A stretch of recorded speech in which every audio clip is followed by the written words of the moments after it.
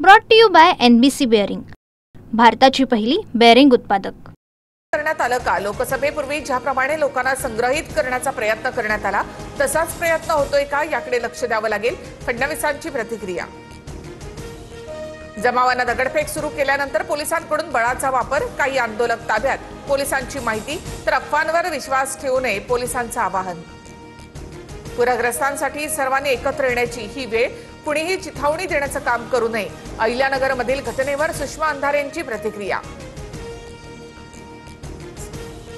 संशयिताला ताब्यात घेतल्यानंतर रास्ता रोको करण्याची गरज नव्हती, जमावानं पोलिसांना धक्काबुक्की केल्याची माहिती, सर्वांनी शांतता राखावी, संग्राम जगताप यांचं आवाहन। नांदेडमध्ये बंजारा समाजाचा भव्य मोर्चा, हैदराबाद गॅझेटनुसार बंजारा समाजाला ST प्रवर्गातून आरक्षण देण्याची मागणी। अहिल्यानगर, परभणी आणि बीडमध्ये शेतीचं प्रचंड नुकसान, अहिल्यानगरच्या करंजीमध्ये कांद्याच्या शेतात 1.5 ते 2 फूट पाणी, शेकडो एकरवरील पिकं पाण्याखाली।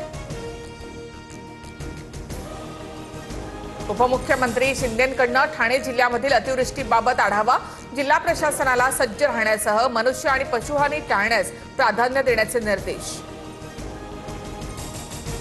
बीडच्या आष्टी तालुक्याला जोरदार पावसाचा फटका, पुरामध्ये अडकलेल्या 13 शेतकऱ्यांना सुखरूप बाहेर काढलं। अंबाजोगाईमध्ये रेणा नदीच्या पुरामुळे सोयाबीन पिकांचं मोठं नुकसान।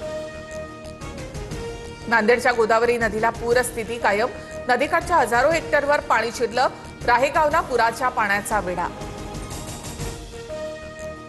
जळगावच्या एरंडोल तालुक्यातील अंजनी नदीला पूर, एरंडोल शहराचा इतर गावांसोबतचा संपर्क तुटला, एरंडोल येवला हायवेवरील वाहतूक बंद, खरीप पिकाचं मोठ्या प्रमाणामध्ये नुकसान।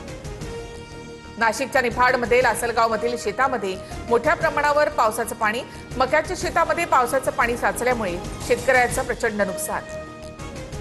लातूरमधील उदगीर जळकोट महामार्ग पूर्णपणे बंद, तिरका गावाजवळ पूल वाहून गेल्यामुळे दुरुस्तीचं काम सुरू। अहिल्यानगरमधील सेना नदीच्या पुराचं पाणी धेरे गावामध्ये शिरायला सुरू, तर आळजापूर करमाळा रस्त्यावर पुलाशेजारी भगदाड, जामखेड करमाळा वाहतूक बंद, रोहित पवारांचं ट्विट। श्री सिद्धिविनायक मंदिर न्यास, पूरग्रस्तांच्या मदतीला अतिवृष्टीच्या नुकसान भरपाईसाठी मुख्यमंत्री सहाय्यता निधीला सिद्धिविनायक मंदिराकडून 10 कोटींची मदत।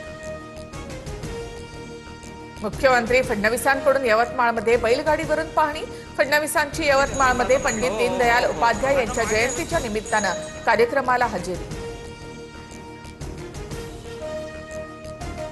Brought to you by NBC bearing, भारताची पहिली बेअरिंग उत्पादक।